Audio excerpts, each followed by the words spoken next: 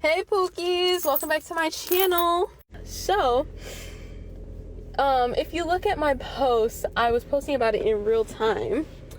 So for context, I met this girl my first week back for the spring semester, and she was not messing with me at all. She thought I was loud and obnoxious. She used to side-eye me. She didn't with me at all. And then that same day, she ran from across the room. She was about to leave our little lounge at our school to go to one of her other classes. And she ran all the way, like, across the room to come and tell me that I was so pretty.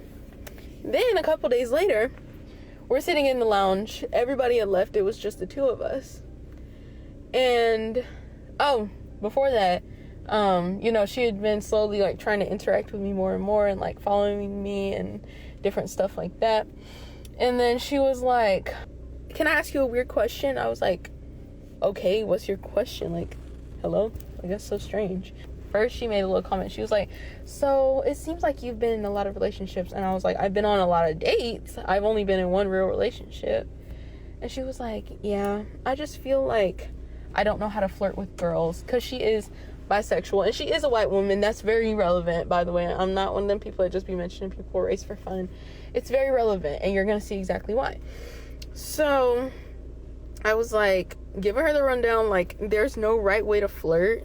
Be natural and the right girl will click with whatever the fuck you're doing, right? And she was like, oh, okay, right? Then I kind of peeped that she had a crush on me. She started coming to school like early as in the morning, like 8 a.m. Mind you, she didn't even have a class until 10, just so she could spend time with me. Because her best friend, she stopped, even when she was like trying to get to know me and stuff, she barely gave her best friend any attention. Like, it was low-key messed up, right? So then the next day, we're talking. She kept like doing like little light flirting. And I noticed that, like, she kind of does that thing where, like, she's trying to flirt. You can tell she's trying to flirt, but it really just sounds like she's being friendly. And, like, she's not, just genuinely not good at it. And I think the fact that she's bisexual doesn't help at all. So then she's like, then let's skip a couple days. I was like, you know what? Because I told y'all in my last video that I was done for the season until August, right? But I didn't seek this girl out. She found me. So I'm like, girl math. Like, I can still sort of pursue her, right? So I start flirting with her and stuff. And I was like, you remember the other day when you were saying that you're not good at flirting with people? And she was like, yeah. And I'm like, you seem to be pretty good at it to me. And she didn't deny that she had been flirting with me. So I was like, okay, she probably likes me a little bit, right? Then she's like, we just keep flirting. Fast forward to last week. She would get like really close, touch me, and I didn't have a problem with that because I was liking what was going on, right? So one of the jokes that I did that was really like outright, well, she goes on and on about how she's always on Hinge, right? And we were talking about Hinge, and I was like, and she was like, but I'm hoping to not need the app soon. And like, she's side-eyeing me. So I was like, oh, don't worry, I can help you with that. And then I quickly changed the subject, and I could tell that she was very flustered by that, right? So she's liking what I'm putting down. I'm liking what she's putting down. It seems like everything should be good, right? I literally spent $52 at Starbucks. This is stupid on my part. Like, guys, healing is not linear. I said this last video. By the way, go check out that video. Healing is not linear, okay? I have been boycotting Starbucks. I haven't gone Starbucks in about 2 years, right? With my own money. Like, people bought it for me. I haven't spent money with Starbucks in 2 years, right? I broke my streak for this girl because she was like, I want to go to Starbucks. Can you come with me? And she offered to buy me a drink, but I didn't want to owe her anything because we had gone in her car. So I spent money with Starbucks, and then we went like most days of the week. I'm very upset about it. And, we're getting to know each other. like I said on my post, our signs are compatible. She's a Virgo, I'm a Pisces. And I feel like I'm not one of those annoying astrology people like, oh, your sign is this, we can't be friends. But I definitely listen, and I keep an eye out for whatever possible issues people mention between two different signs. So, like, we weren't having any issues, right? This is all so sudden. So, what was that? Wednesday, we went to this cookie place together. And we were talking about, like, you know, deep emotional stuff or whatever, and everything was going really good. Like, I felt like I was getting so close to this girl, and I wouldn't say that I was falling in love with her, but I was thinking that I could definitely be fine being her girlfriend or anything like that, right? So then we get back from getting the cookies, and I started talking to her friends, like her best friend and one of their mutual friends, right? Now, she does this thing where whenever I start talking to other people, she's like, oh, pay attention to me, right? Now, keep in mind, she, like I said, she's a white bisexual woman, very heteronormative mindset, okay? I'm a girly girl, right? I do have a deep voice. I have a more masculine way of dressing sometimes. I would consider myself to be a STEM, but I feel like because I'm a black woman, people will just, like, kind of emasculate me without me even wanting them to, right? So then I was like, we were talking about icks and like deal breakers, right? And I was like, I don't fuck with people who, like, I always have to do stuff first, basically telling her that I don't want to be anybody's boyfriend, that I'm a girl and I deserve to be treated too. And she was like, okay, well, I'm sorry about that, I'm gonna do better from now on. And I was like, even how, like, you don't even text me unless I text you first. And she was like, oh, yeah. And then she started texting me, and she kept saying, like, I want you to ask me questions, because, like, she wants to be in a talking stage or whatever, right? But we were in public, and I didn't feel like asking her stuff like that. I didn't feel like I was there yet, because I really don't know her. I don't even know her middle name or anything. So then I was like, if you have questions that you want to ask me, you ask them. You don't hint at me like, hint, ask me this. No, I don't play mind games. Tell me what you want, or do it yourself. And so, then, you know, we started getting into the nitty gritty attachment styles, whatever, this and that, right? Seemed like we were compatible. Then, yesterday, I get into school. I noticed that I hadn't been talking to my best friend, Puka, that much. And I literally hated those, I always hated those girls who, like, you know how they say bros over and, like, they, like, focus more on, like, their romantic relationships than their friends. And I've been putting all my time and energy into her for the past 2 weeks. So I spent yesterday, like, spending a lot of time with my friend, talking to my friend. And this is all in the little lounge at our college. So, oh, and I forgot to tell y'all the girl's name. This is my second video in a row doing this. Okay, the girl we're talking about is Ribbon. So Ribbon sits across from me and Puka. We're sitting there talking. I smile at her because you're not going to distract me from my friend. Whatever. And I can only focus on so many people at once. So I smile. I continue to talk to Puka. And I see her, like, giving Puka, like, a death stare almost. Like, just completely staring at her with hatred. It's like, that's so weird. Like, you're jealous of my friend? Mind you, we haven't talked about any of the logistics of this. We haven't talked about what are we. Oh, and I forgot to add this.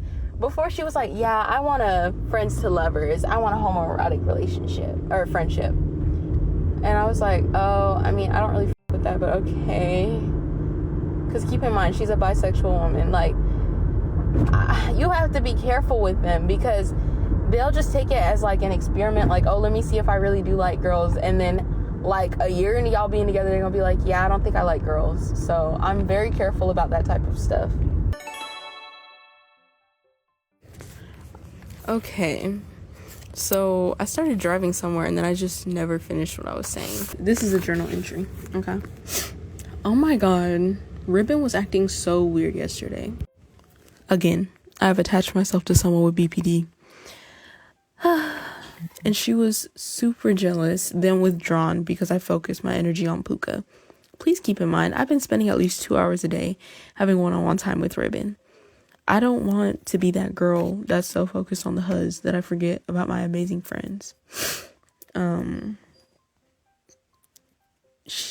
I was talking to Puka, and then Ribbon sat across from us, never joined in, and then just sat there yawning obnoxiously and side-eyeing Puka. If you feel threatened by me speaking about my best friend, especially when you aren't really anything special to me, you have some serious issues. Then I was supposed to go to this birthday function for her sister at 3 today, the day that I was writing it. And I was able to go, so I texted Ribbon asking for the address, and when I asked her, she texts, "My sister told me she isn't feeling well and doesn't want to party. I'm so sorry." So I texted asking if she wanted to hang out around town, and she said that we would plan something today at school. Then I texted her letting her know that I did good on an assignment, and all of a sudden she has a doctor's appointment that she forgot about. How are you going to navigate your sister's party? Mind you, she was supposed to be hosting it when you have an appointment at the same time. Also, if I hadn't asked, when were you going to tell me that the party wasn't happening? This is all just very convenient, and I have experience splitting before, so I wouldn't be surprised if that's what she's going through. I started detaching yesterday. I close the gate to my kindness and energy the moment I spot inconsistency and bad vibes. I don't care what anyone says, detachment is strength. I will withdraw my spirit from her circle and protect myself from any further concern or anxieties. Okay. So this journal entry is from when Ribbon finally addressed everything. So I'm just going to read it to you guys and then give like my notes and afterthoughts at the end. So Ribbon finally said something about the Cold War going on between us. The funniest part about it is that I had a dream that I was in a room similar to Degrassi campus.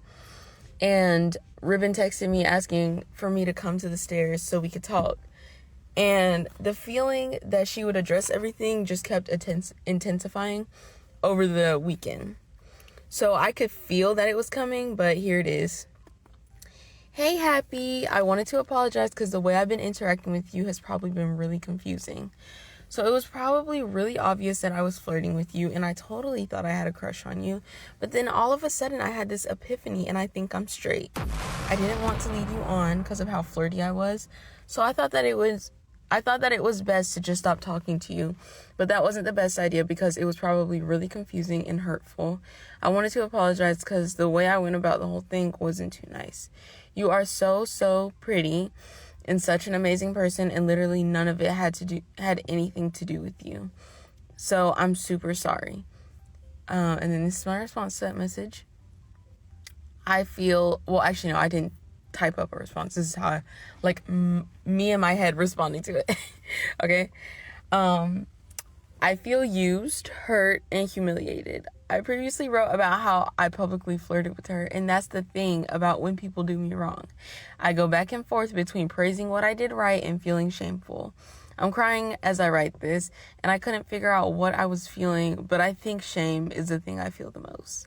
I don't even care about Ribbon. It didn't have to be her. I just don't understand why I had to be along for the ride while you figured things out. I also think that I feel disturbed by the fact that I was just starting to forget that she existed, and she was barely coming to the lounge, which was making it easier. Now she's brought all of this new information to my attention, and it just feels like my mind isn't my own anymore. I left my whole purse at work today, and I even forgot to do other required tasks because my mind was so frazzled by the whole thing. A huge part of me just wishes I could have gone for the rest of my life, never knowing why Ribbon dropped me so suddenly. I do feel a little bit of pride because I suspected this from the start. The only attraction to girls that she expressed was her liking lesbian smut. I know that doesn't really count for anything, but I knew all of that when this all started, and I still did what I did. That's where the shame comes in again.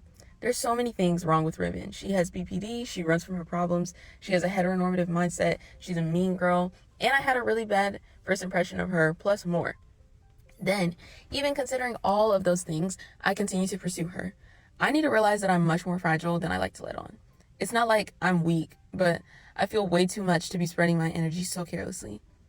I also feel dumb for even giving her a chance. I had a feeling that she was simply bi-curious, But I went on with it because I craved the ego boost of having someone show interest in me, especially after everything that happened with Jade. Go watch that video if you haven't watched it. And I didn't want to discriminate. I need to discriminate. I need to be skeptical. I'm way too trusting, and I see the potential in people. That's the pattern, and I have to break it because I don't know how many times I can do this before I'm broken beyond repair. Extending on what I said, the only negative feelings I have for Ribbon is that I don't like that she waited almost a month to just come to me. She has completely broken my trust. And then this is in like parentheses.